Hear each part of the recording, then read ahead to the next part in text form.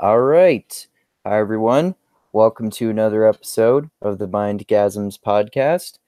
Talking with Tim Keefe and Adam Hansen again today. And we're going to talk about the book called What is Philosophy by Deleuze and Guattari, who are two seminal postmodern writers and thinkers. And it's a really brilliant and complex, but also really metaphorical and I think beautiful book. And I know Adam was just talking about how awesome it is. So do you guys want to introduce yourselves there? And then Adam, you could kind of like repeat what you were saying before we started broadcasting about how much you like this book. Oh, sure. So just quickly, Adam Hansen, partner at Ideas to Go, innovation consultancy. My whole career has been about innovation. First on the client side, and for the last 17 plus years on the consultant, on the dark side. So just quickly, what I loved about this book, and I'm going to have to reread it, a couple times more, but I really did glean some really helpful thought from it. And what I told Tim and Andrew is that I felt like I've kind of gone to a seriously upgraded all-you-can-eat buffet that has really the best food, the finest meats, the most thoughtfully prepared side dishes, everything.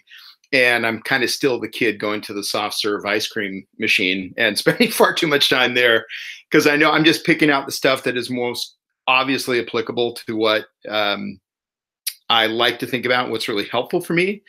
And I know the stuff that I haven't really absorbed yet is going to be worth making that effort to get there. Well said.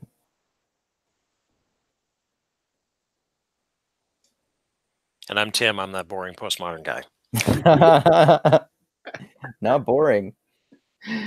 Not boring at all, man. This is good stuff. Yeah. Okay, so I could jump in to give some contours about the discussion and why I decided to choose it. So, sure. Since Adam works in innovation, the one podcast we had a few weeks ago before I went on my vacation, so he's been out of the loop for a while, and it's good to get him back in this conversation. So, because he works in innovation, I thought to myself, wait a minute. Deleuze and What is Philosophy, a book I remember reading years ago, and I just scanned through it within the past week or so in the preparation for this podcast, and I thought, here's a good intersection from somebody who, Adam is not a professional philosopher, yet as he glowingly reports, is that he's very impressed by what Deleuze and Guattari had to say in their book, What is Philosophy? And I recall being struck with it is, yes, it is about innovation in a way, because what they both say in the book is that philosophy is the art of forming, inventing, and fabricating concepts. And this is definitely creative. This is definitely innovative. And so I thought, this might be a good thing for Adam to get into as a non-professional philosopher and then somebody that works in innovation. So that's why I decided to bring it up. And at least according to what Adam says, it's a fruitful subject for discussion. Would you not agree? Oh, I totally. This is going to be I'm really looking forward to this conversation. Okay. So a little bit of the history of the book is, and I'm speaking as not an expert in Deleuze. I mean, I've casually kind of nibbled at Deleuze over the many years that I've been reading philosophy, but I've never actually sat down to read through cover to cover what the major works are. And What is Philosophy is a book that came out. It came out late in their career, and Deleuze and Guattari had been associates since around, I think, the late 60s, early 70s or so. And of course, they're very well known for the two books, Anti-Oedipus and A Thousand Plateaus. And A Thousand Plateaus is what seems like everybody wants to start with Deleuze. And then they try to plow through it, and they come away as confused and bewildered as ever before. And thinking to myself, no, that's not the best place to start. That was my experience.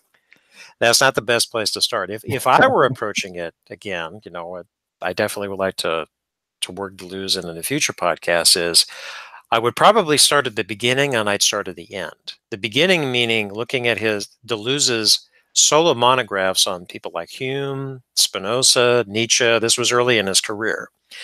And he did not write typical commentaries like you'd find like the Cambridge Companion to fill in the blank. It's more like engaging with an interlocutor to come up with something a little bit different. So he has highly idiosyncratic readings of Hume. He did 2 works on Spinoza, and Spinoza was one of his philosophical heroes. So you can start with some of those of the monographs, and then you start at the end with what is philosophy, which is almost like a summation, and the 2 of them are looking back on what they did in their careers. It's late because it came out in 91. Guattari, he died of a heart attack in 92, and then Deleuze died in 1995. So this was quite late. Not the last book. I mean, I think the last book that Deleuze had written is something on immanence, which is a core concept in his philosophy. So I would start at the bookends. Anti-Oedipus and 1,000 Plateaus, I mean, I'd go to those after you do the bookends. And those are slogs to get through. You know, I've tried 1,000 Plateaus a couple of times, and each time you have to just nibble at it instead of reading from cover to cover, and then highly relying on commentaries to try to flesh out some of the more difficult stuff. So that's my approach to it. That's great. And so thank you for that. And I'm taking notes. I'm compiling a reading list as we go through here. Yeah, I should check out some of those monographs. Those sound like like interesting. Well, I do have a book of essays I came across about a month ago on my collection of PDFs that actually features. It's a collection of essays that features all of the monographs, not the monographs themselves, but commentaries on the monographs. Like, okay. What did Deleuze have to say about Hume? What did Deleuze have to say about Basel? What did he have to say about Spinoza, and so on? So I think that would be a good starting point for future podcasts as that we go through the essays, because like we're doing with postmodernism, we're relying on the Cambridge Companion because we don't have the time and we don't have the brain power to devote to a really critical seminar type of a reading. We're constrained by the time and the format of these podcasts.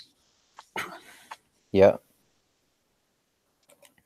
So okay, so with that out of the way, Adam, since you spoke glowingly of the book, how about you dive in and you start us on our journey? Yeah, so how to impose some discipline on my notes. Well, first of all, some really just interesting things. So in What is Philosophy, they talk about concepts. And what's just like at a very superficial level, what's really interesting about that is that the second half of our process in my work is actually called concept development. So our first half is about coming up with lots and lots of ideas, just tons of ideas and fragments of ideas, more fleshed out ideas, whatever. The idea being there, you go back to Linus Pauling's quote that the best way to get good ideas is first to get lots of ideas, and then you can be just super smart about what you select to move forward. And then from that, we do kind of the getting to the cream of all those ideas, and then we start assembling concepts. The idea that philosophy could be better seen as this creative act of coming up with concepts that are helpful is very exciting to me. And it really gets back to, like I told you in the previous podcast, how much a fan I am of William James and the pragmatists. Just this idea that, it's probably more important to ask what is helpful, what's adaptive, rather than what is true. And when one considers how much pain has been attached to people insisting on having the truth, instead of just being pragmatic and really pushing to something that's helpful and actually is more fit for a given context, that's just very exciting to me. So I love the idea that you can now look back over the history of philosophy, per our friends here, Deleuze and Guattari, and you don't have to ask, or it kind of, there's not this imposition of later philosophers are better because they built on and corrected the errors of the earlier ones, but rather it's about, no, all these really great thinkers were coming up with concepts, with tools that were helpful for their day, for their time, for their place. And that within those contexts, so those things can still be helpful when we find conditions that are similar to those under which those concepts were first put together.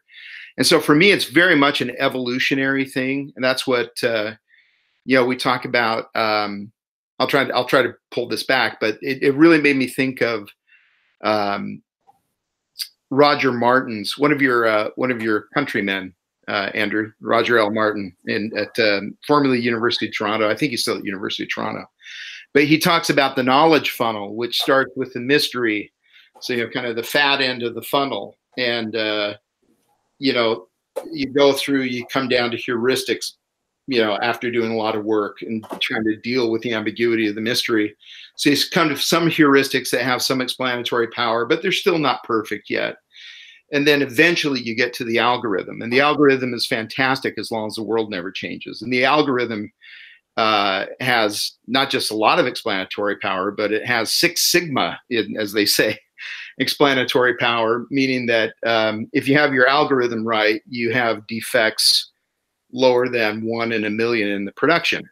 And that's great as long as those are the results that continue to be relevant. But the moment the world changes, you're now perfectly producing this fantastic output that over time becomes less and less relevant. So who cares, right? So we need to be kind of bilingual in some sense. We need to learn how to be better at the mystery as well as the algorithm. And much of our world is so focused on the latter and tend to forget about the need to go back often enough to the mystery and come up with what will emerge to be the new algorithm that has a better fit to than those conditions that have changed. So anyhow, that was kind of, for me, that's kind of the overview that really got me excited.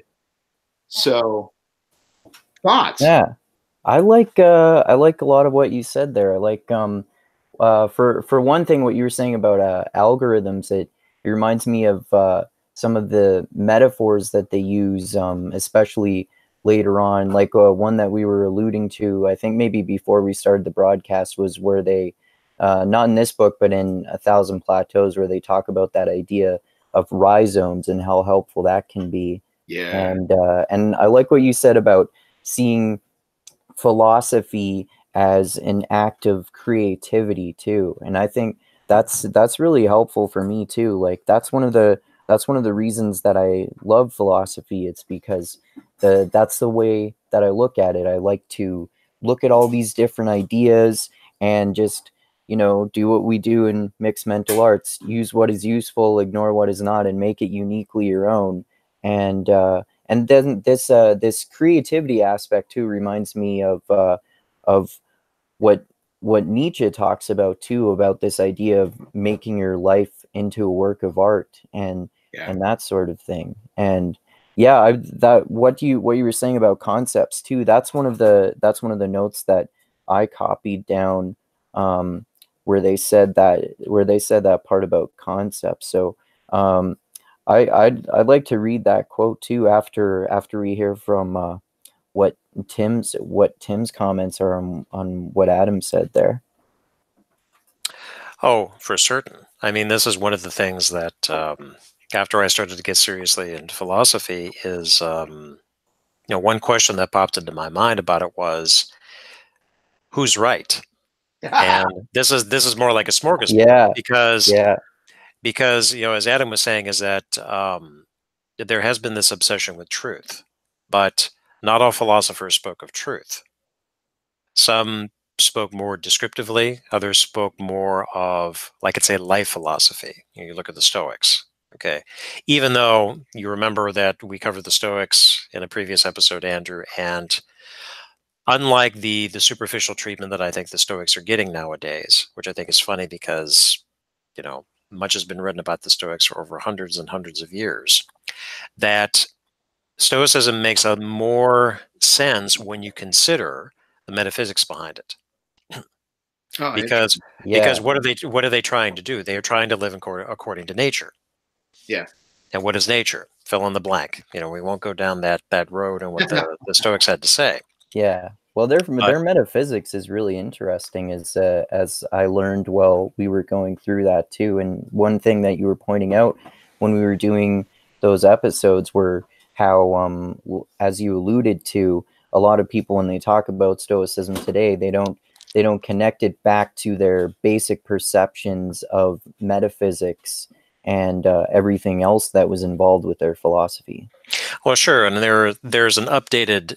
Of course, there's an updated metaphysics nowadays that there's contemporary Stoicism.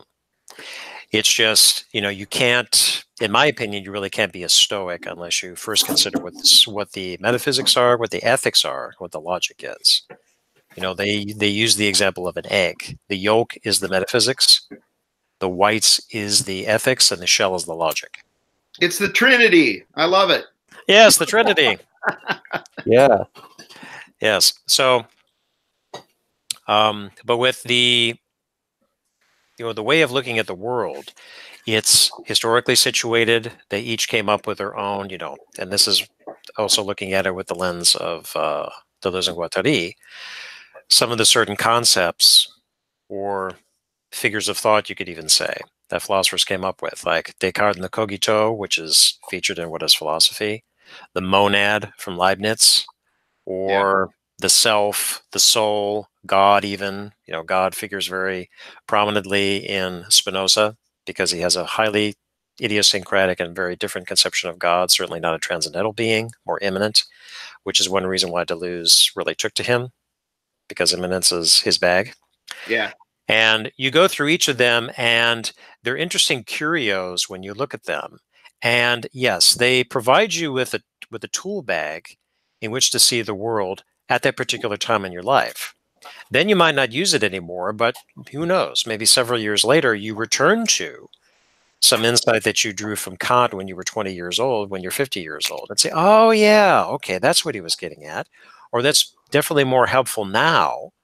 And it makes more sense to me now than it did when I was 20. If you keep up with philosophy, Andrew, you're probably going to see that yourself. I hope so. This is a quick quote from the book, and then Andrew, you said you had one, but I just want to sneak this in here because I think it's just right on point. So first, every concept relates back to other concepts, not only in its history, but it's in its becoming or its present connections. Every concept has components that may in turn be grasped as concepts. So this, for me, this goes, I don't know if either you're familiar with Arthur Koestler's concept of holons, that everything, and it's kind of a weird word, it goes back to the Greek somehow. I don't know the whole story, but the idea of a holon is that everything is always both a whole in itself as well as a part of something else. And that when you understand that, and you very quickly, you get to this rhizomatic notion that everything is in this network somehow, and there are all these really great interdependencies, and that when you think of it as such, you're probably going to be more effective because you're not absent-mindedly or sometimes even deliberately marginalizing any kind of important part of it. And for me, this gets back to seeing the big picture. You're seeing the big picture, and it has to stop at some point because we're finite. We don't, at some point we have to sleep and do other things.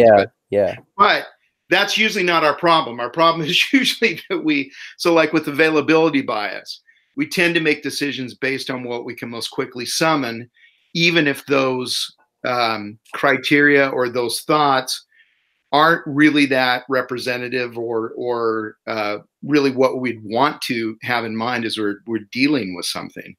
So for me, this notion of the rhizome is so helpful there, in that we just recognize kind of the holonic nature of things, and that at least spending, sometimes if we even spend 10 more minutes on something, thinking, casting a slightly wider net, thinking, what are the other connections? What are the other things I should have in mind as I'm kicking this around? We would just do so much better, and we'd get past that automaticity that just kind of tends to run our life otherwise. Use more slow thinking. A little. I mean, the great news is I know a lot of people, when they hear that, think, oh my God, I've got a life here. And I think the thought is that often it doesn't have to be more, take an extra 5 minutes here, take an extra 10 minutes there. If you're slightly, what's his name? Dan Harris. He has the book 10% Happier. Oh, that's what I was just thinking about. Yeah. I was Yeah. just thinking about meditation. Yeah. Just forget the grand gesture. Just do a little bit of this and start sprinkling it in, and kind of choose moments of deliberation, a little more thoughtfulness, and a little more of that effortful, system two thinking. We're capable of it. We're the only animals, as far as we can understand, that can do that. So not to do that a little more often seems to be a massive lost opportunity.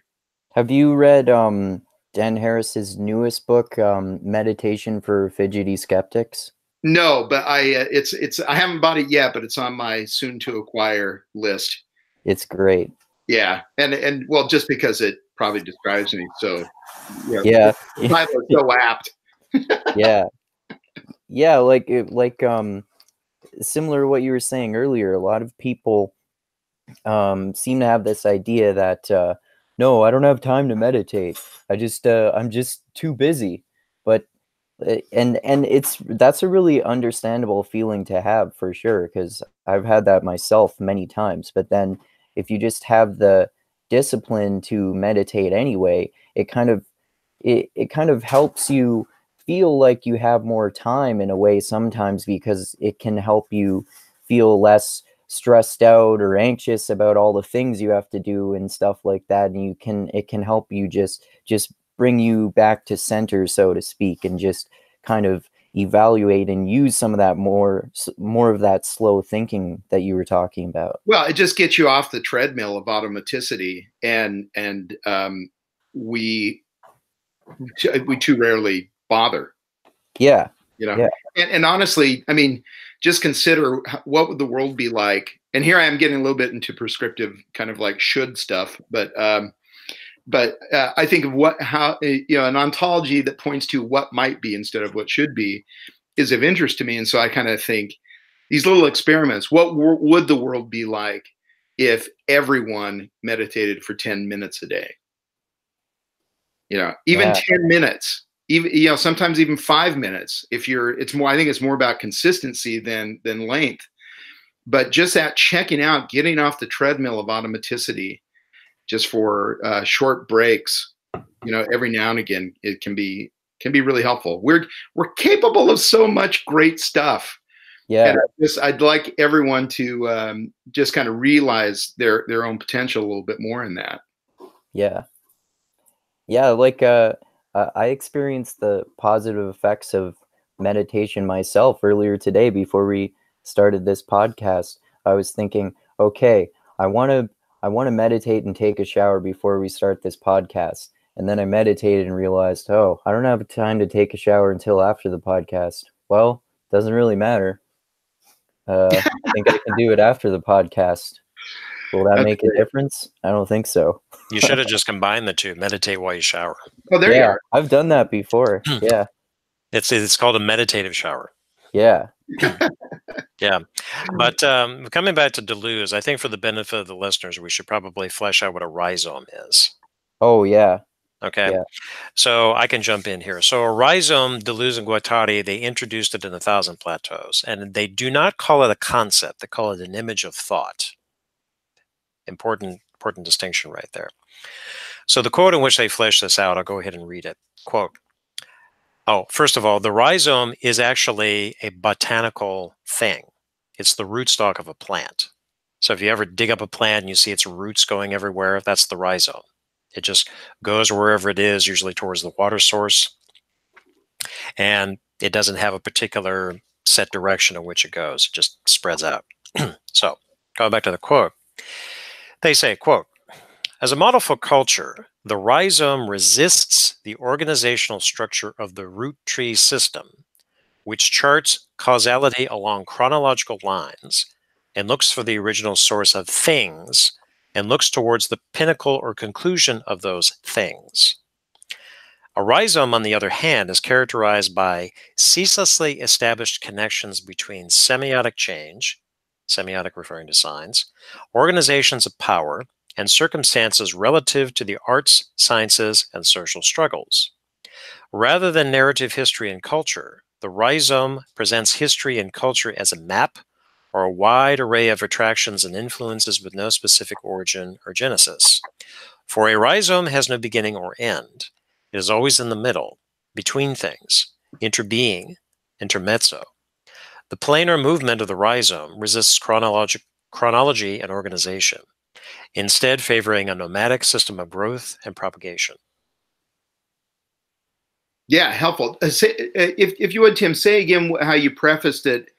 They said that a rhizome isn't a concept, but an image of thought. An image of thought. Break that down a little bit for me, if you would. Okay, so an image of thought. Let's see.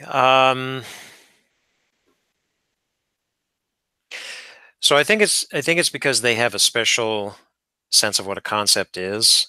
Yeah. As we see it in what is philosophy, and I think image of thought really works better because they've taken the image of thought, the notion, from botany, because a rhizome is a specific botanic thing.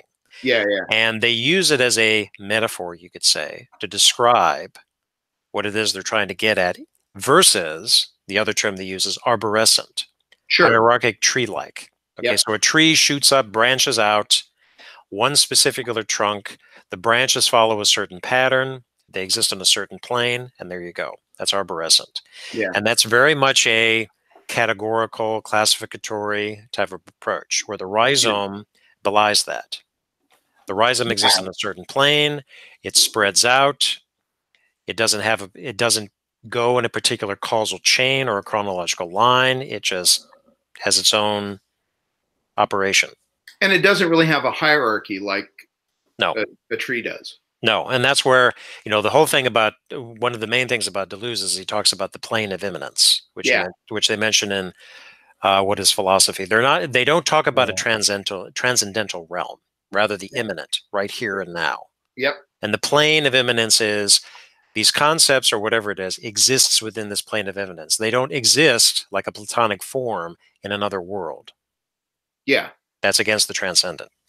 Right. And so is the plane of immanence, is that, I get it, and it's helpful, and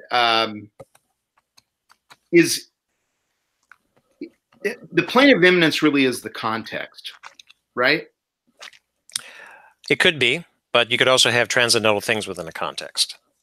Well, no, but what I'm saying is, so what I'm trying to tie, learning is analogical, right? So the way we learn is something new comes in, we go, oh, what's that like in what I already know?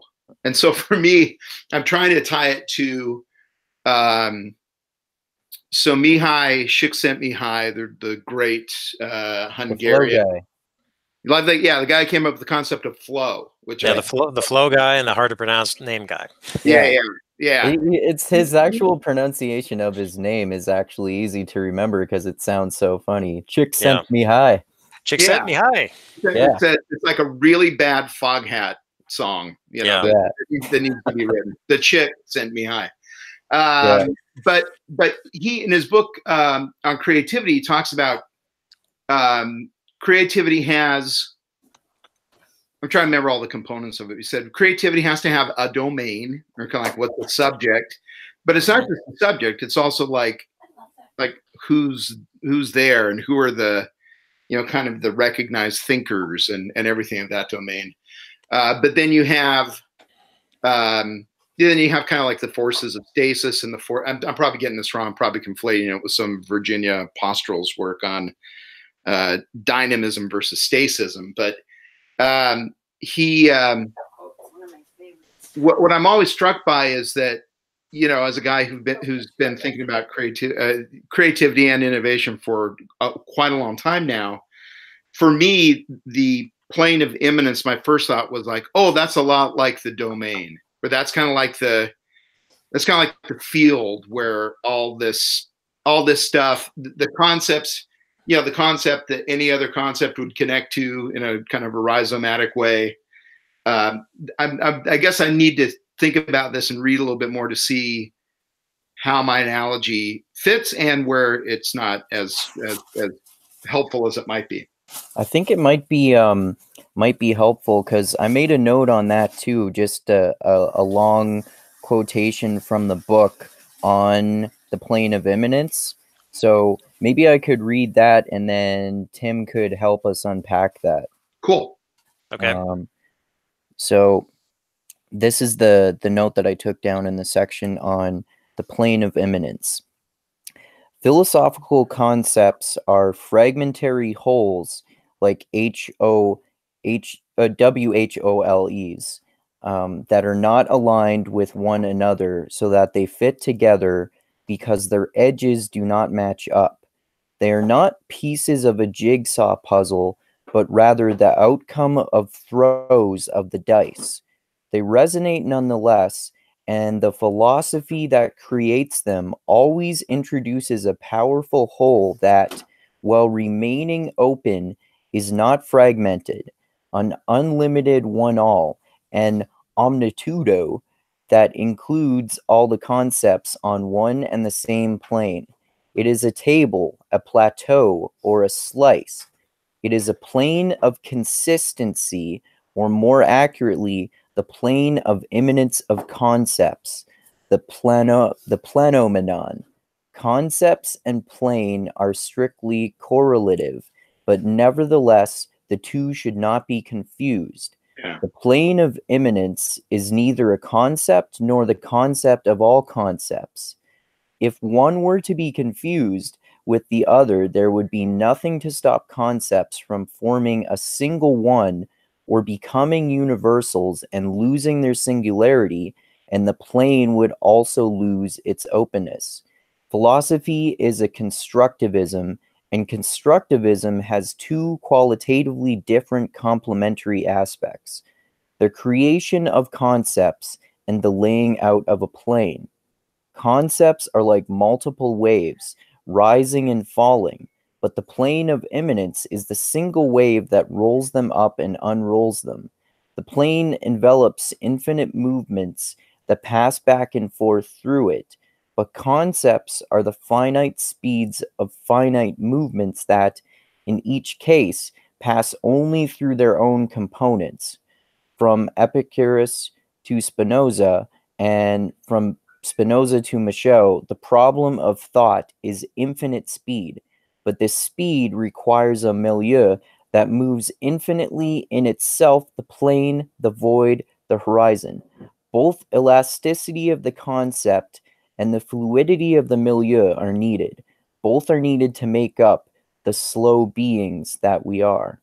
So yeah, there's there's a lot there. You mentioned Spinoza, you mentioned earlier, Tim, and uh just to take a guess here, it seems to me like maybe the plane of immanence means something like the force that causes the tides or something like that, based on his analogy of the tides and the waves, and the concepts are the individual waves.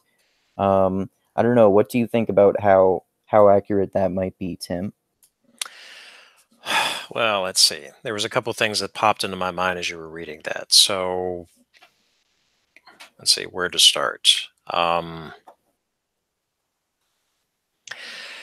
So you understand what he's getting at with you don't describe the plane of eminence.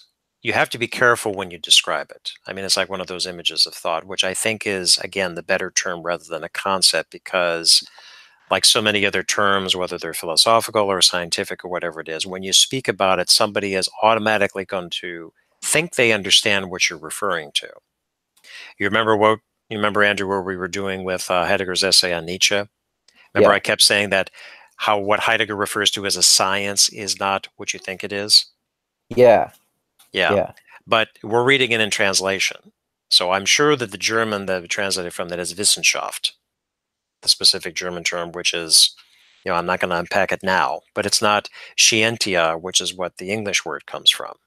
And it's a body of inquiry, a body of knowledge, rather than referring to the scientific method. So that's why you have to be careful when you're working with these terms. You read it over, you mull over it a bit, and then you try to define it a certain way, or try not to define it a certain way, mull over it again, and then maybe it sits with you. You have to let it sit. Well, and just quickly, Tim, what I just want to interject is that what you make me think of here is that we want to be careful with operational definitions. Mm-hmm. Yeah. You want to get the most out of a tool. It's helpful to have the manual, right? And I think operational definitions are kind of like the instruction manual for conceptual tools, and for just thought tools, maybe is better said. Right. So yeah. So going back to the plane of immanence, is that you could describe it as a milieu, but not as the source of all concepts, because then it would sound kind of Platonic. Yeah, you were saying it's not like Platonic or metaphysical or anything, right? Right. So then the next thing that popped into my mind is when you're describing, and in fact, I think they touched on this in the book, is when they talk about assemblages. Okay, that's an important term. Is particularly with bodies in Spinoza, they're assemblages, and then that makes me think of, just our own bodies, and even quantum mechanics, where, sure, science would describe our bodies are composed of flesh, blood, bones. Okay, so those are specific things. Then you go down another level to the atomic level, and then the subatomic level. Okay, so then you get into abstractions and you pinpoint certain things. However, you're not describing a body, or you're not even describing a human being, because a human being is an assemblage, not necessarily a collection of all those things, plus other things such as personality, characteristics, character, even possibly something divine if you're of the religious bent, things like that. So that's what comes to mind when you think of an assemblage, particularly for bodies. Yep. Now with concepts, I think what he was getting at there is, when you're referring to a philosophy, it is something that maybe is not clearly defined in the beginning. Rather, there's an invention that takes place, and I know they cover at length Descartes, the cogito. So that is and then they deploy the term conceptual personae. So the cogito is not a conceptual personae. Do they mean the cogito ergo sum, I think therefore I am, that's famous from Descartes? Right, so that's the phrase, but the cogito is the thinking subject. Okay. That's the shorthand for it, the cogito, the I think. I know that I am a thinking thing, so Descartes saying this, he says. Yeah. Okay. So the cogito is not the conceptual personae, the idiot is. They call that the idiot. And what is the idiot? Somebody who is not sufficiently equipped to doubt everything, even though it is methodological, to doubt everything and just takes it at face value. So the idiot is the conceptual personae, something that is kind of behind what the concept, you could say, is. And the cogito is a concept. It was something that was created. Descartes said, cogito ergo sum. And then the cogito is something that is indubitable. It's an innate idea, just as God is and just as extension is in the physical world. So these are, going back to what I had said before, is that, you see these things and you're just like, okay, so I'm a thinking thing. And then later on, particularly in 20th century philosophy, it's sometimes deployed as the Cartesian subject. That's another concept related to that.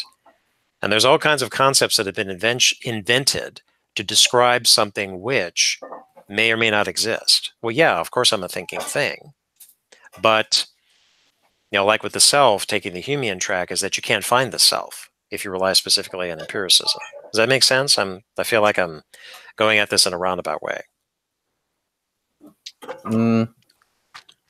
So I get what you mean with like there always being a cogito or a thinker, and yeah, I think I know what you mean. Like you can't you can't entirely rely on empiricism. That makes total sense. I made that point myself many times.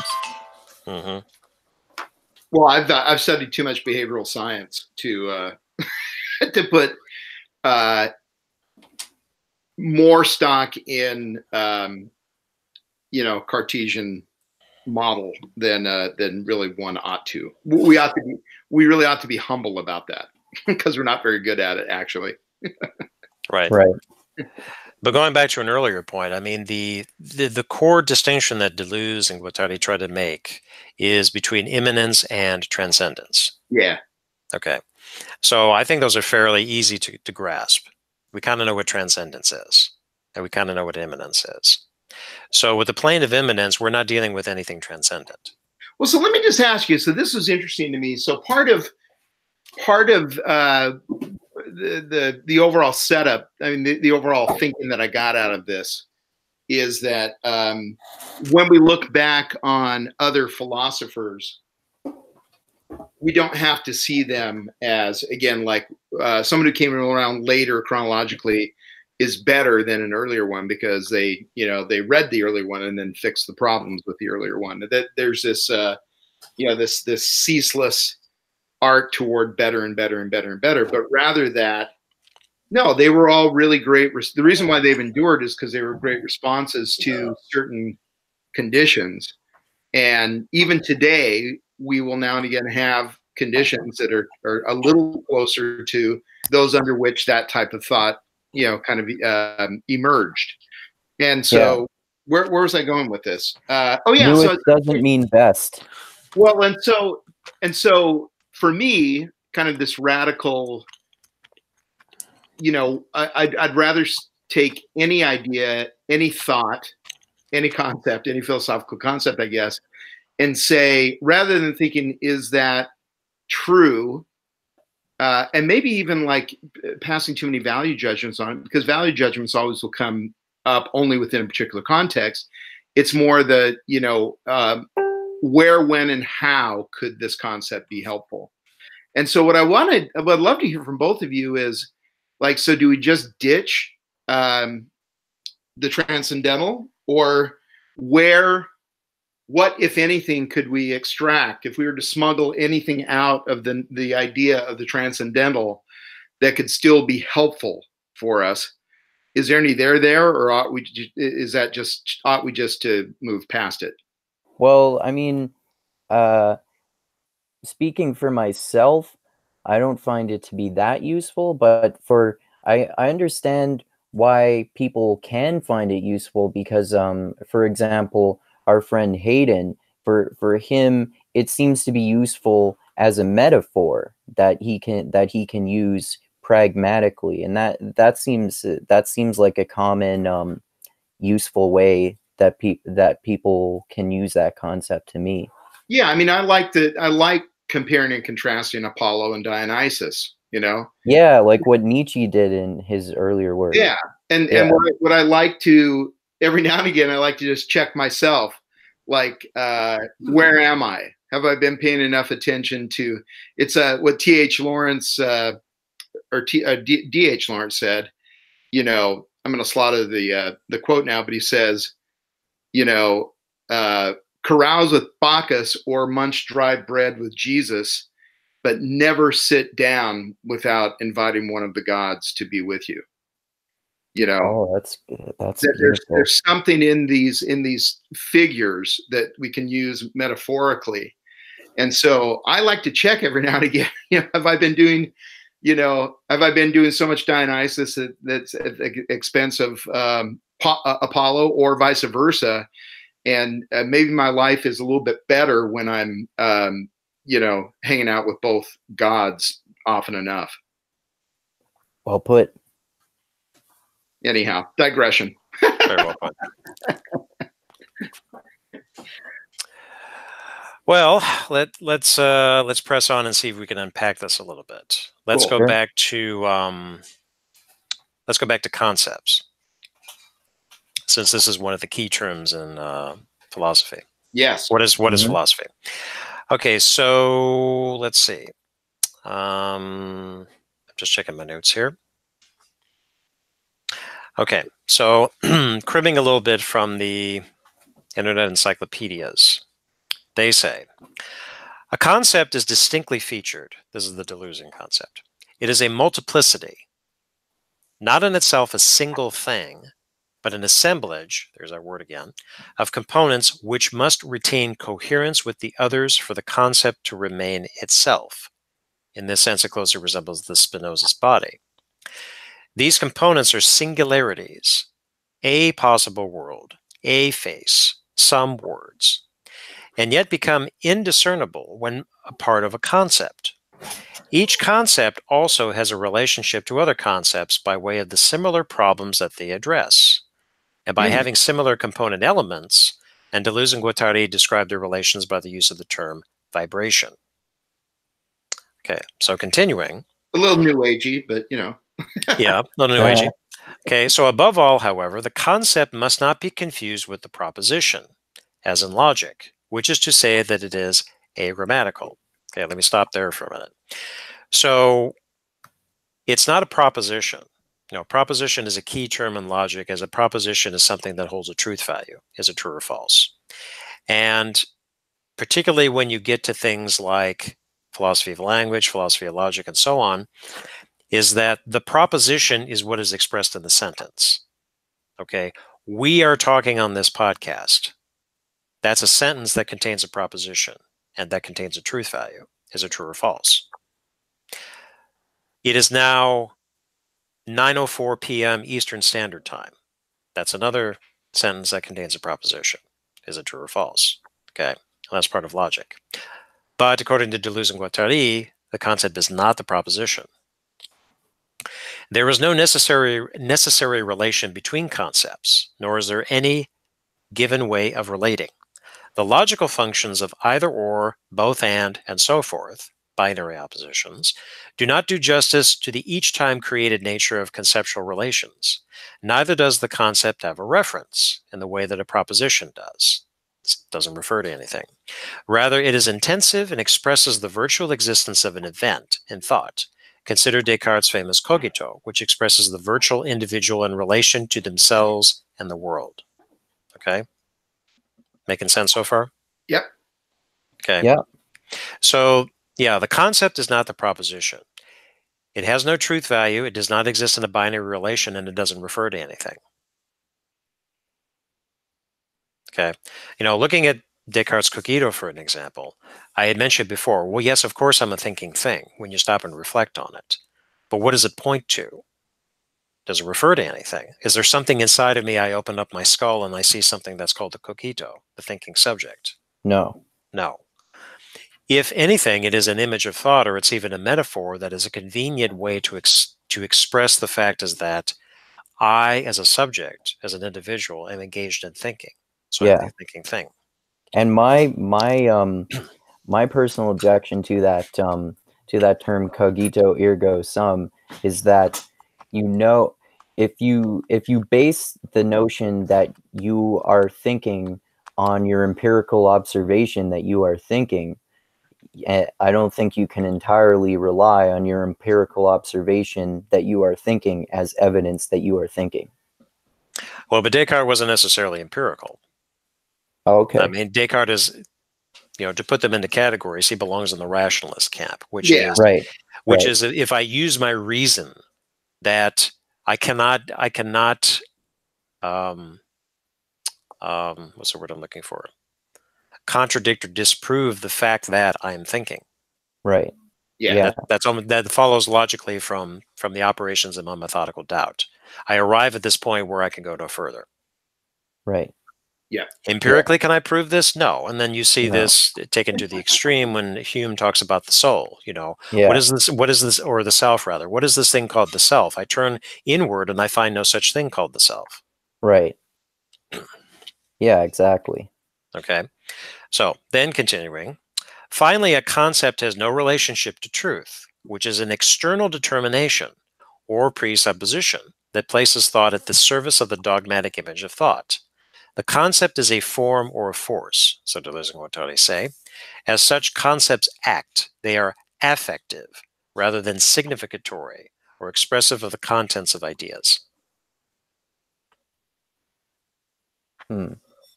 Okay.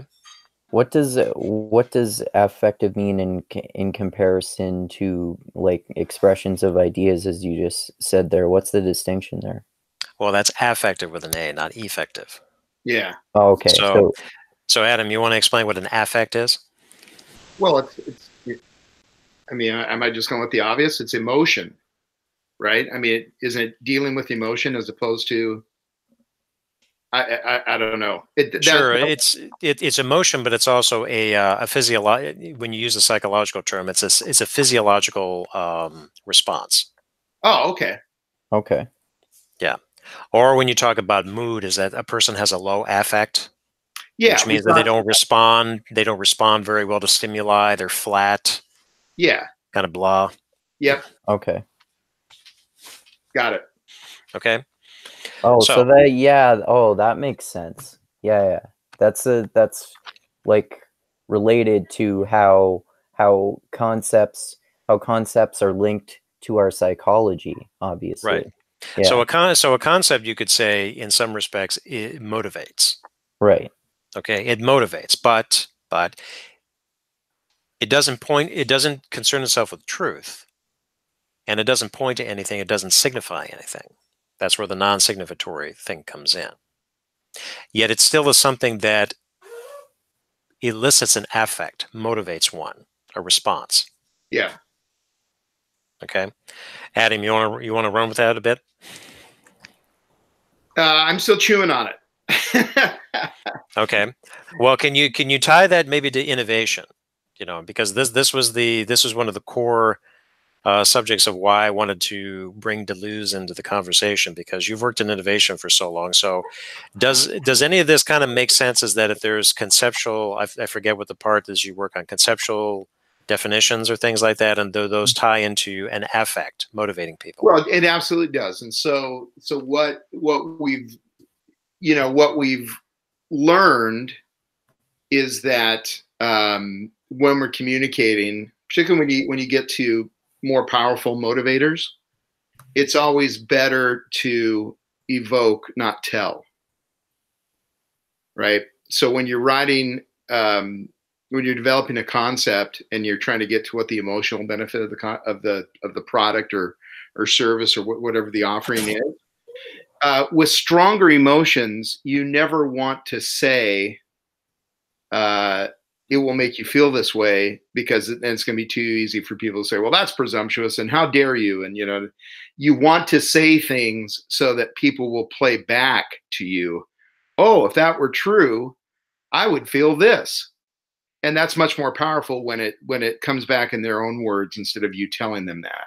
So yes, really motivating offerings have to make an emotional connection. So you guys may have heard this at some point, but I don't buy.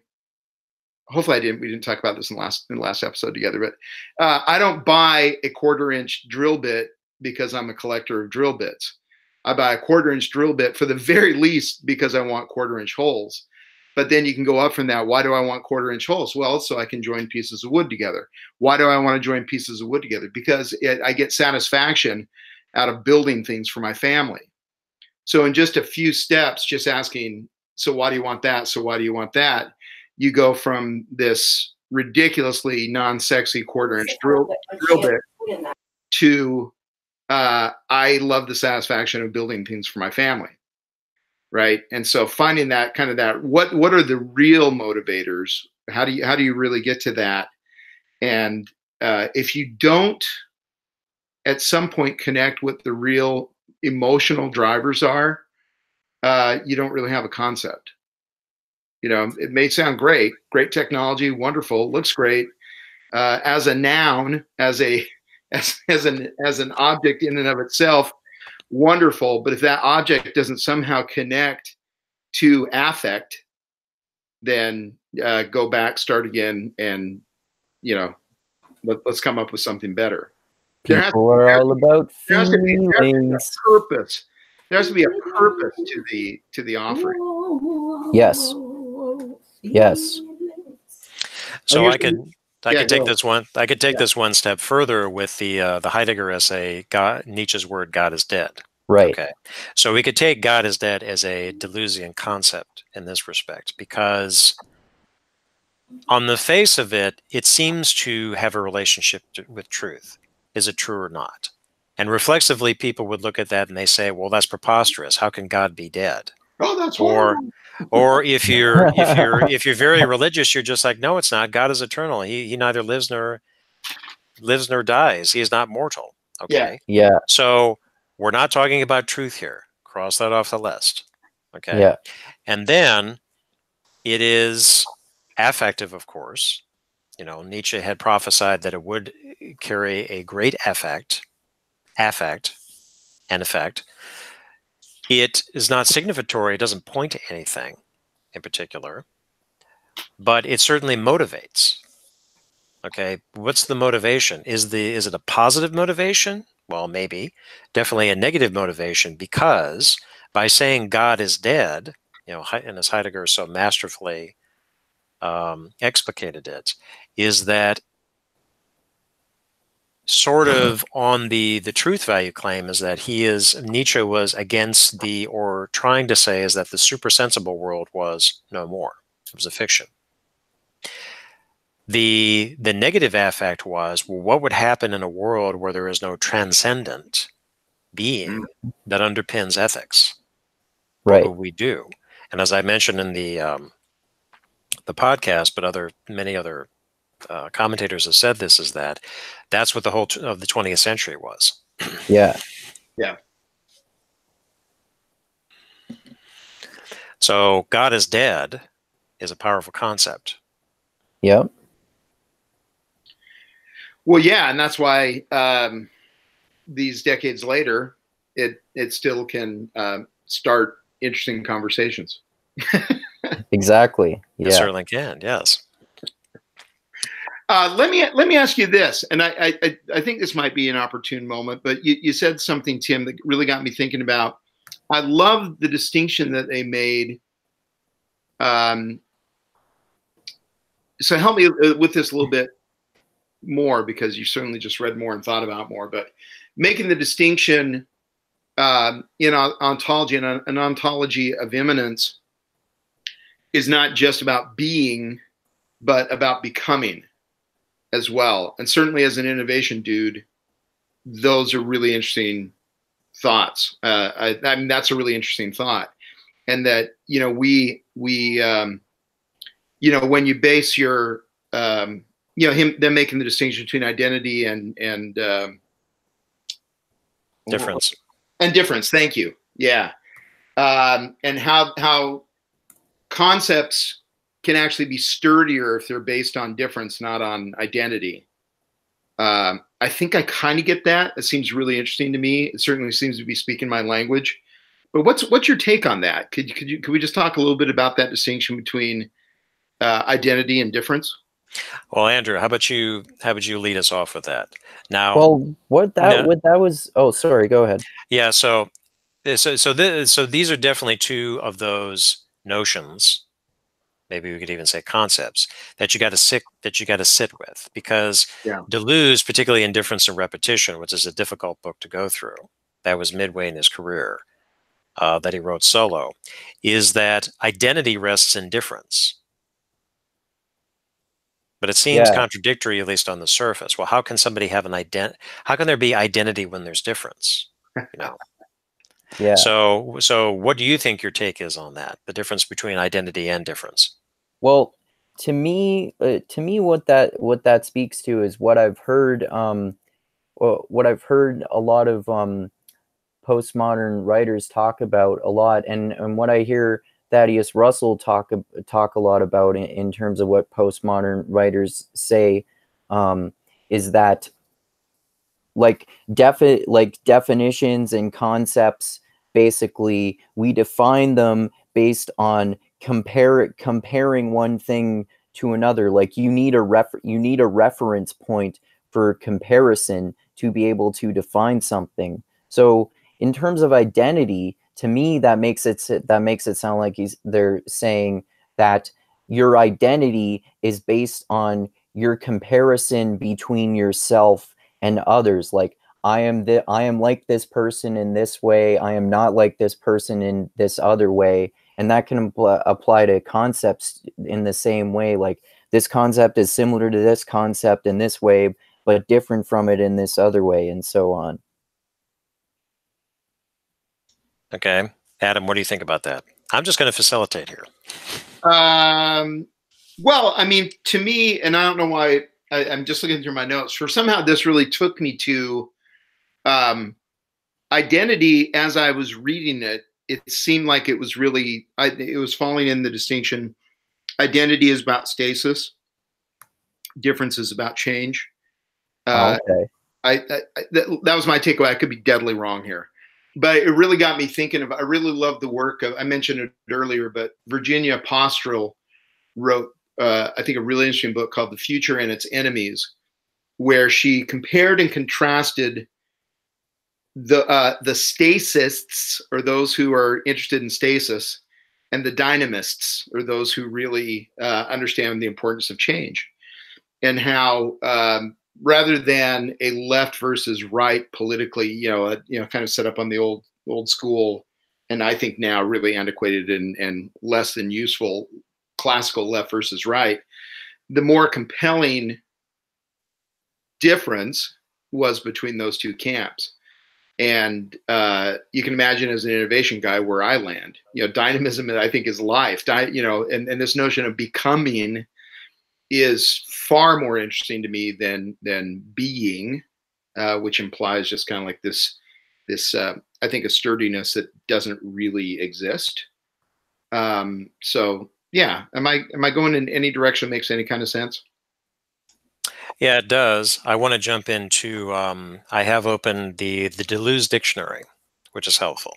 Good. So I've gone Yeah. I've gone to the I'm so happy to know such a thing exists. That's yes, many dictionaries for philosophers here. So I'm on the entry identity. Okay. And I'll just go ahead and read it verbatim because I think it's got some good details here. So the author says, for the entry, it says, quote, "But what is identity according to Deleuze? In Difference and Repetition, he gives an account of it in terms of concepts, though in What is Philosophy, he and Guattari use the term in a different sense. Identity is opposed to multiplicity, in that multiplicity is both uncountable and not open to a reductive logical or mathematical analysis. Thus, if any concept is defined as a series of identifiable predicates or properties, then to say that all things must be represented through concepts is to further a false image of reality. An identifiable predicate would itself be simple, limited, and well determined, something that could be checked empirically or through reason with certainty." He continues, "According to Deleuze, nothing can be checked in this way. Concepts and representations do not correspond to anything in reality. This is because all things are connected to multiplicities, that is, to uncountable and unidentifiable processes of becoming, rather than existing as fixed beings with identifiable and limited predicates or essences." Continuing, "But this shows the extreme difficulty of Deleuze's position, not only in terms of communicability, but also in terms of how it can be understood. Do we not need to be able to represent something in order to be able to talk about it in an open and effective manner? Do we not need to be able to identify something in order to be able to understand it truthfully? His answer is that communication is expressive as well as identifying. So though we represent what we think and talk about, a series of unidentifiable processes are always at work behind that representation. There can be no identity without pure differences standing in the background as a condition for the illusory appearance of a pure, well-determined identity." So one upshot I take from this is that one doesn't have identity without difference. Because, like you were touching on, Andrew, is that you're defining yourself, use an example, you're defining yourself distinct from something else or somebody else. You might have a similarity. I am like Adam in these respects, but in other respects, I am not like Adam. So I am different from him, and I have my own identity distinct from him. Make sense? And Deleuze is against trying to fix identity as something that is being rather than the becoming, and something that can be counted, that can be identified, identity itself, and that's unchanging. Make sense? Yeah.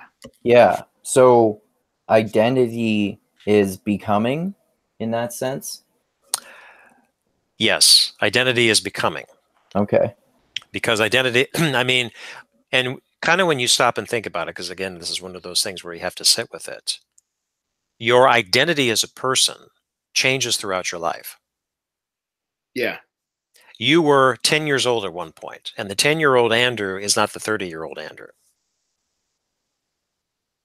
Well, and so, No, so, we're this, very so different. this is where language around transcendence comes back to me. So there is, kind of the thought that, yeah, he's no longer 10-year-old Andrew, but he's not anti 10-year-old Andrew. No. So who he is now transcends and includes 10-year-old Andrew. Yeah. Right. But there was no Andrewness that existed when you were born. And that is unchanging. Right. That's right. Yeah, it's getting back to Platonic form. And yeah. Right.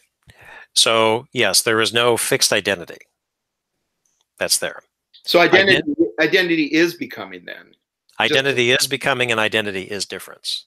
Right. That's where it's kind of, at least at first face, it seems contradictory. Well, how is identity difference? Well, is that again, we're back to kind of operational definitions. The law of identity, Aristotle, right? A is A. Right. A is not Q, A is not B. Try to do everything you can. I think in philosophy, isn't that often, haven't people just kind of ascended to Aristotle's operational definition there? That's what identity is. Well, that's Aristotelian logic. Now, something else about Deleuze is that he did write a book called The Logic of Sense, which I've never read from cover to cover, in which he treats the Stoic logicians, who, interestingly enough, were one of the first to address things like modality and non-Aristotelian. Aristotelian logic is kind of fixed. The law of identity, A is equals A, something is equal to itself. Yeah. Something cannot be A and not A at the same time. This is Aristotelian logic. However, when you're talking about modal logic, some notions such as necessity, contingency, and then it treats it becoming, because whatever you're talking about is not fixed. The Stoics were into that not long after Aristotle, and way before modal logic ever became a thing. So it's an interesting analysis. It's a book I've been meaning to read again, where he really gets into the Stoic logicians who talk about that. Hey, just a quick note. It's a little discursive, but you now know that that's what I do. It's on identity and difference. It really got me thinking of. In my undergrad. I did my senior. I was a Latin American Studies undergrad because I knew I was going on to MBA school, and the thought of being a business undergrad and then a business major made little sense to me because I have ADD. But so my senior paper was with an anthropology professor, and it was using his model that he called inverse images, which is really fascinating. He showed that, kind of counter to what kind of our intuitions would be, that wherever you have two groups coexisting side by side over centuries, one would assume that over time they would start to look more like each other. And what his inverse images model showed, and then I actually did, using it as a starting point, I was trying to see whether I could support it or disprove it by taking it to a town and doing secondary research around a town where I spent some time while I was down there among the Indians of Otavalo, Ecuador. And so what happened was, and again, throughout Latin America, it's now been shown in multiple places, this is true, the mestizos, the mixed race Spaniards and Indians coexisting alongside the Indians, over time, they actually diverged. They actually became less alike.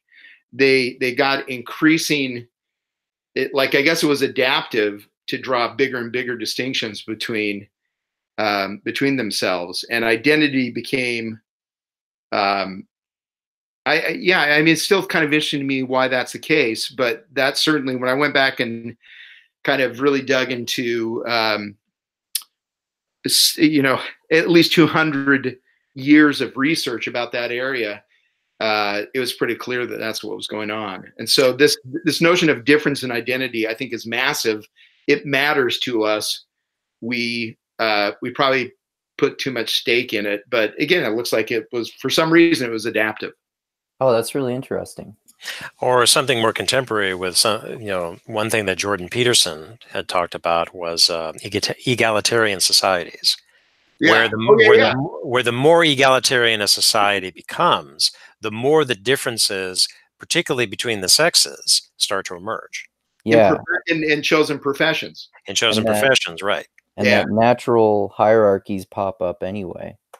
Right. So there's where you have sort of the contradiction. Everybody is the same, but nobody is the same. Exactly. Yeah. Well, and then kind of getting back to, being super reductive. There's a reason why we intuited a very long time ago, before science was even much of a thing, that incest wasn't a really great genetic strategy.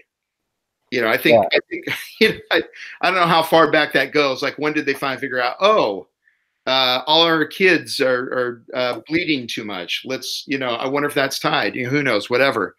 But maybe we're putting too much effort into preserving the noble bloodline.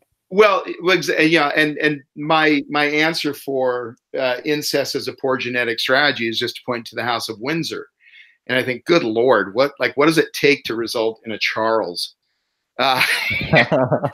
It's, I put Charles next to the banjo boy from Deliverance, but I'm being really unfair. I'm sorry. You Andrew, you good folks are still subject to the Queen. I get it, but I don't understand why that logic doesn't, why we don't learn from that and carry it over into the world of thought, into the world, and into other places as well. And this is not just me doing a kind of a kumbaya moment as an older white male, that diversity is this really sweet thing that we ought to strive for. No, it's just smarter. It's just it's not so cocky. It's understanding that we actually, by hedging our bets with diversity, different perspectives, different life experiences, et cetera, and valuing those differences, not getting freaked out because of them, we're actually better off because we have a bigger toolkit to draw from. So there's my "We Are the World" moment. Okay. Yeah, that makes sense. Use a whole toolbox full of tools instead of just one tool. Well, and don't be threatened by the other tools. What are you doing? Stop it. Yeah. Mm-hmm. Okay, shall we press on? Yeah. Yeah. Okay. So there's one other thing I wanted to focus on with What is Philosophy is that both Deleuze and Guattari were trying to lay out the differences between philosophy, science, and art. Yes. Okay. Right. So I think we've talked at length about philosophy, but I wanted to bring in some other definitions again from the Internet Encyclopedia, which I think is pretty good. So they say philosophy gives consistency to the virtual, mapping the forces composing a system as pure potentials, what the system is capable of. Meanwhile, science gives it reference, determining the conditions by which systems behave the way they actually do. Okay. Mm-hmm. So let that sit for a second. Philosophy gives consistency to the virtual, mapping the forces composing a system as pure potentials, what the system is capable of. Meanwhile, science gives it reference, determining the conditions by which systems behave the way they actually do. Okay. Okay. So continuing, philosophy is the counter-effectuation of the event. Abstracting an event or change of pattern from bodies and states of affairs, and thereby laying out the transformative potentials inherent in things, the roads not taken that coexist as compossibles, or as inclusive disjunctions, or differentiation in the terms of difference and repetition, while science tracks the actualization of the virtual, explaining why this one road was chosen in a divergent series or exclusive disjunction, differentiation with a C, according to difference and repetition. Okay. So we want to take a stop here and try to flesh this out. Andrew, go for it. Okay. Sure. Andrew, you go for it. I don't know. I'm honestly a little confused by that one. Okay. So what they have to say about science, and again, they're paraphrasing Deleuze here. What they have to say about science, does it seem to make sense? Yeah, because you can talk at length about what science does well and what it does not do well. And science is not philosophy, unlike what some people want to equate it as. Yeah.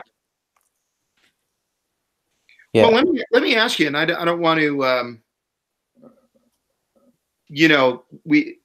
there's a reason why the tricolon is effective with humans. There's something in our makeup. I came, I saw, I conquered. Science, art, philosophy. Plato, the good, the true, the beautiful. Is there, where I see patterns, there's I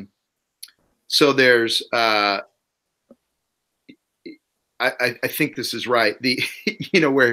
We're pattern seeking creatures, and sometimes we see patterns where there's no significance to the pattern we think there is. Jesus in the toast, etc. But are there parallels between? I've always dug Plato's big three: the good, the true, the beautiful, which I've a lot of people have taken the good to be ethics, religion, maybe philosophy, the true science, and I understand truth is maybe it's more fit instead of true, but the beautiful obviously is art, and where you get problems often is in the category errors, and when religion steps in to make claims of truth instead of focusing on goodness, mayhem ensues, and that it's not doing its job when it places more stock on being true, like empirically true in some way, or somehow provably true, whereas what we really need, good ethics and more metaphysical thinking, ideally is helping us just to be just get along better, and have a better, there has to be some value to ethical living. So is there, do you see any parallel here between how they talk about philosophy, art, and science, like Plato's big three, the good, the true, and the beautiful? Well, I can make a reference to the Heidegger essay. That's actually what I was just God is dead. about. Yeah, so that's a pretty long essay, and in true Heidegger fashion, he is verbose, and it requires more reading to really unpack it. But and I do remember that Shane kind of had a difficulty wrapping his head around this. That what Heidegger was explicating is that there is a distinct difference between philosophy and theology. Now, theology, by the definition of the word, concerns itself with the theos, the divine. Yep. We're not talking about God in particular. We're talking about the divine. It could be God as the transcendent being, or gods, spirits, the soul, transcendence. You could run through the whole list of what theology attempts to occupy itself with. But Heidegger makes a very specific definition of that. It's a creedal approach. Mm-hmm. You remember what creedal is, Andrew? What is the credo? Yeah, like a doctrine. Credo means I believe. That's the Latin. Right. It's a statement of belief. So in Christianity in particular, you have the Apostles' Creed and the Nicene Creed. This is a statement of the creed, and it's regardless of if it's Catholic or Protestant or whatever it is. This is, we believe in, fill in the blanks, and you run through the whole creed. This is the creed. This is your starting point. So you accept that as the creed, and theology does not make a claim to truth, or it shouldn't make a claim to truth. When it starts to make a claim to truth, as Adam says, that's when you're really starting to get into murky territory right there. Yeah. Right. But you've already established is that this is what you believe. And then theology as a science, meaning a body of inquiry or body of knowledge, approaches it in a certain way. Now, what philosophy does, according to Heidegger, is that it circumscribes that. Yeah. You could even say that philosophy is prior to theology, because in philosophy, going back to Deleuze here, it is dealing with concepts, okay, conceptual definition, conceptual refinement. So a theologian says, let's talk about angels, okay? And philosophy's task is, what is an angel? What are the conditions for an angel? How does one describe this? And so on and so forth. Okay, so philosophy is circumscribing theology. Yeah. Now, going back to what Deleuze and Guattari have to say about science is that what comes to mind is when you talk about a philosophy of fill in the blank, philosophy of science, philosophy of ethics, philosophy of religion, whatever it is. Yeah. So here you're going to that circumscription right here. And, as the encyclopedia is saying, it gives consistency to the virtual, mapping the forces composing a system as pure potentials, what the system is capable of. Okay, so a philosophy of science, you get into, again, conceptual definition, fact, theory, law, atom, wave, centrifugal force, all these things, these are all definitions that one comes up with in a philosophy of science. Then when you get to the science itself, once you've done your conceptual definitions and you've defined your territory, then you start performing science. Science giving it reference, determining the conditions by which systems behave the way they actually do. Yeah. Okay, makes sense? Yep. Yeah. Okay, Adam, you got anything to add to that? No, I think that's right. For me, this was how I took this in was kind of the where they talk about how philosophy is more like art, and I guess, and even I guess more kind of breakthrough science. Well, science even there though still is about. I mean, so did Einstein create or discover? This will be interesting. Did Einstein create or discover the general theory of relativity? Well, that's an interesting question. You could say, like with Benjamin Franklin, did he create or did he discover electricity? I think he discovered it too. Yeah, but he discovered. You could say he discovered the force, but electricity, Yeah. And how does electricity? Because the thing about science is it's defining how the system operates. Yeah. If you are a physicist, you define the world a certain way. If you're a botanist, you've defined the world a certain way. And the trouble that you sometimes encounter with science is that the two fields of science don't necessarily overlap. Because, because like with the botanist and the physics, the botanist is going to describe the plants, trees, whatever it is, or the zoologist with animals in a certain way. And the physicist is going to describe them as an assemblage of flesh, bone, atoms, and so on. Well, so it's a different way of defining that. Well, and the physicists, I mean, some deep physics is mathematically coming up with constants that that are hard to point to empirically, but you just kind of reason your way into it looks like they have to be true, right? Yeah. And so there's a key difference there. So I mean, for me, I fully acknowledge my predispositions and agenda in much of this, but Einstein's quote about imagination being much more important than knowledge, because it points to what could be, and knowledge is just about what is. I got a lot of that kind of thinking out of where they're talking about identity and difference. Yeah. And like I was also just thinking of in terms of electricity, for example, and in terms of Einstein as well.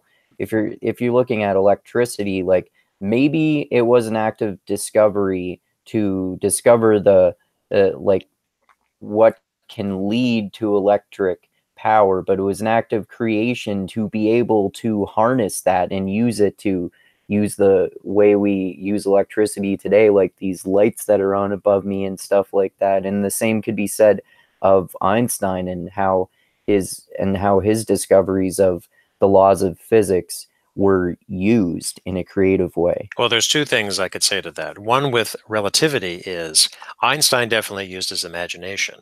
Yeah. Yeah, Yeah. absolutely. So did he create or did he discover the theory of relativity? Well, it's a theory, you know. Yeah. It's not necessarily an observable fact, yet he used his imagination. One could even say he created a concept to describe the phenomenon, which is not something that you can empirically observe. Theory of Yeah. relativity. It was his. I loved his term. The Gedanken experiment. Right. And the German term thought experiments. Yeah. Oh, like imagining if I were to ride on a beam of light, what would I observe? Right. So a Gedanken experiment is an important thing. Thought experiment within philosophy itself. That's a whole other subject. Books have been written on that. In fact, that might be a good discussion topic for another podcast. Well, I'd love to come back. So I'd want to tie in because I really want to understand this much better because I suspect there's a lot there that I just don't get. But Peirce's formation of abductive reasoning. Mm-hmm. So inductive, deductive, and then abductive, which is about what could be. Right. And obviously what I do for a living is... Could you explain the difference between those three? Because I've heard them before, but I don't remember the exact distinction. I'll take a swing at it because I think I get it. Okay.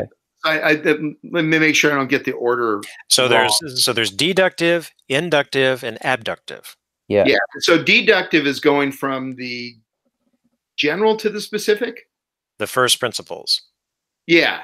And so deductive thinking is you make a lot of observations about what's going on. And you start to get, kind of a hypothesis. So, it looks like when this is happening, here's what's gonna come out of that in a specific instance.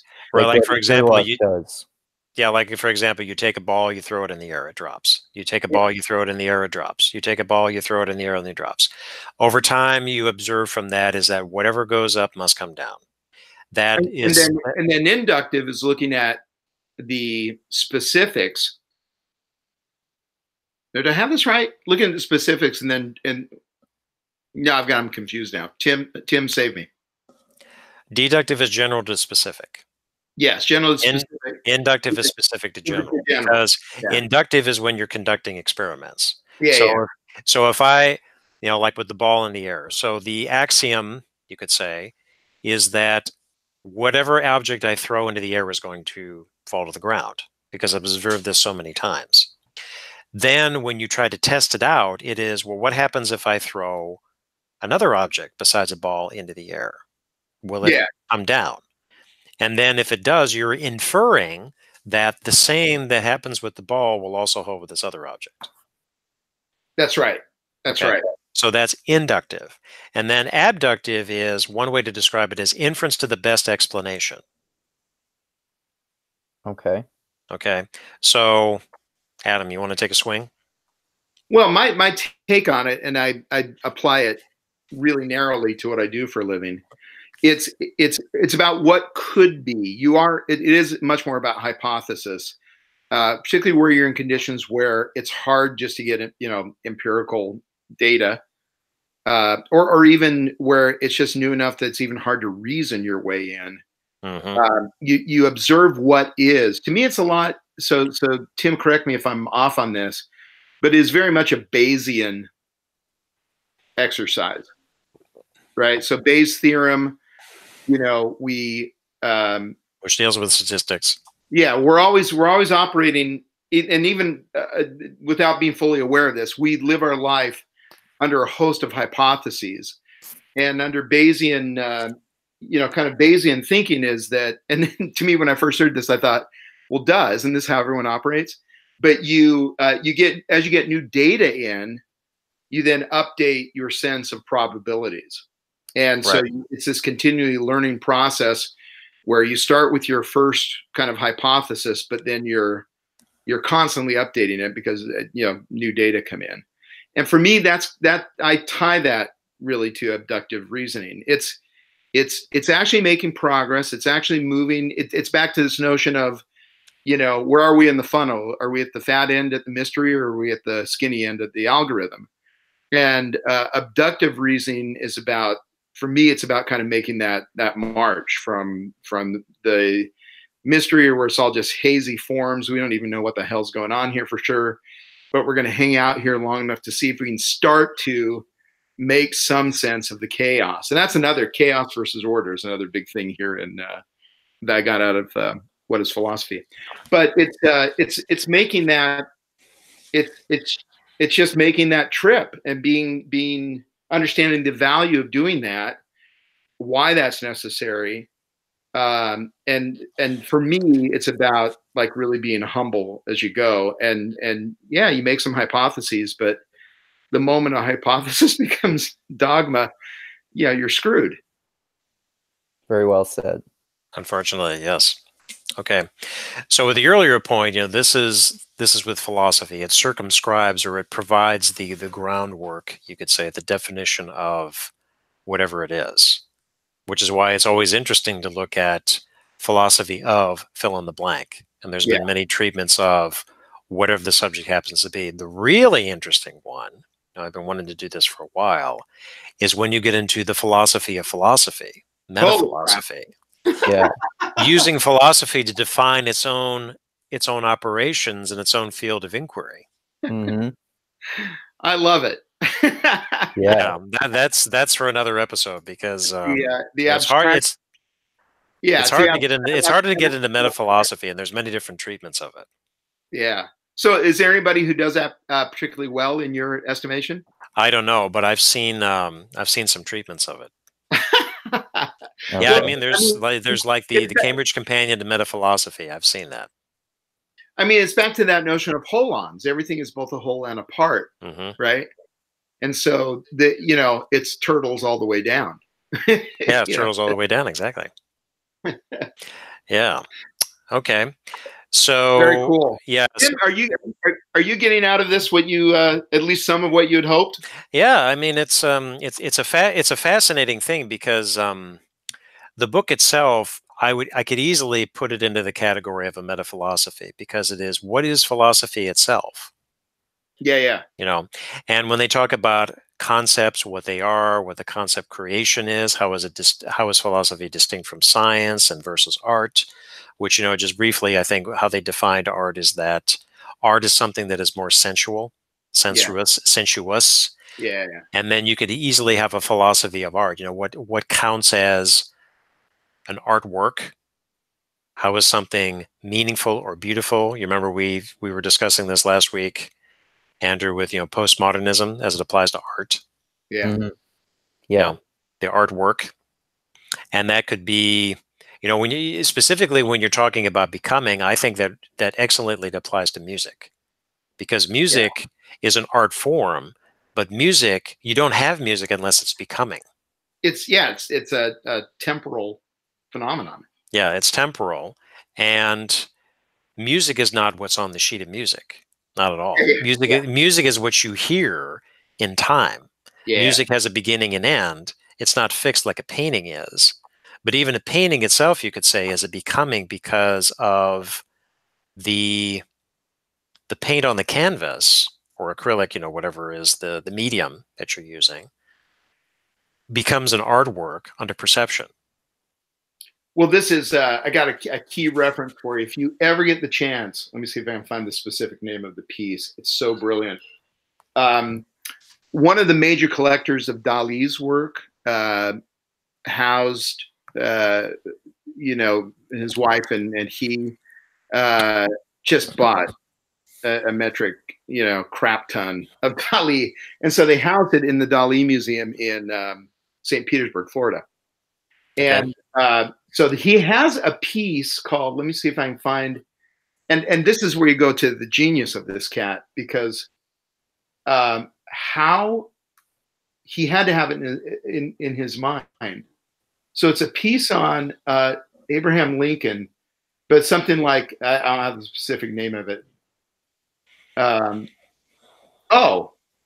Gala contemplating the Mediterranean Sea, which at a distance of 20 meters is transformed into the portrait of Abraham Lincoln.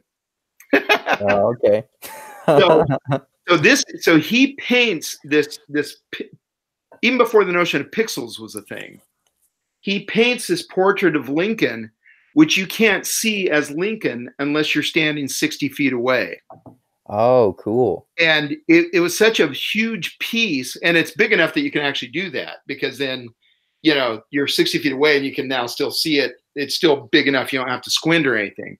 But this thing is so big that he actually had to carve out, he had a hole in his floor and like an elevator system, so that he could continue to work with the piece, and he could send it down below the level of the floor, and bring it back up and everything.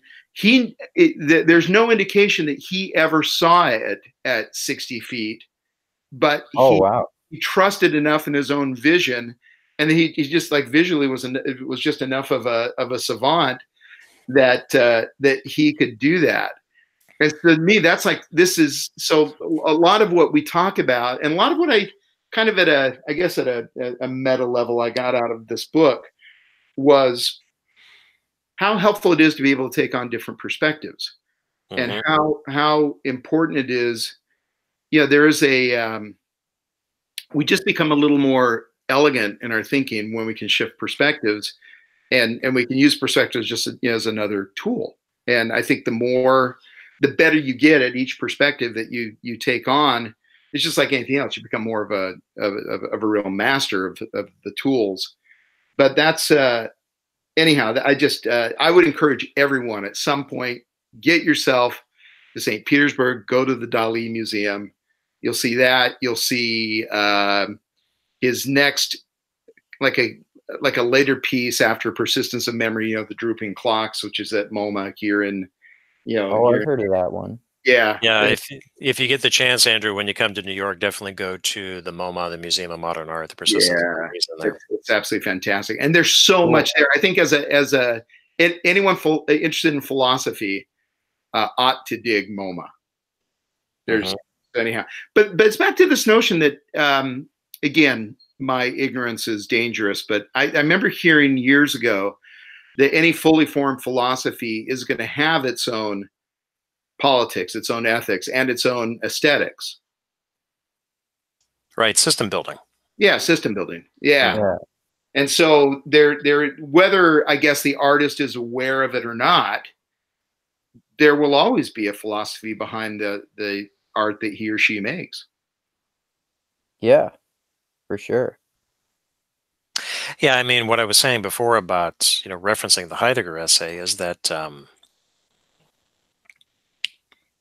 the more that I've studied it over the years, is that philosophy is, in some respects, conceptual analysis.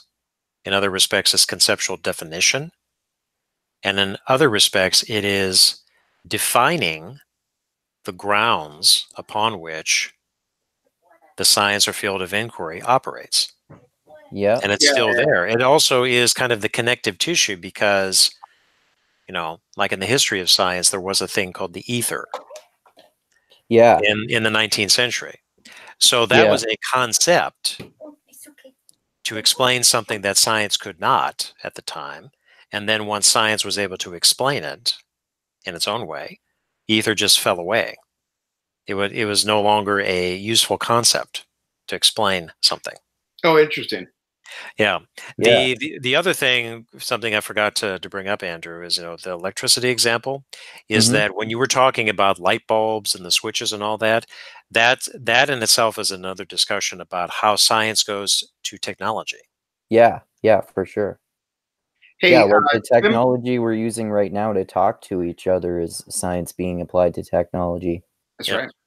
Hey, Tim, just for the lay listeners here, including myself, what's the name of Heidegger's essay that you're referring to?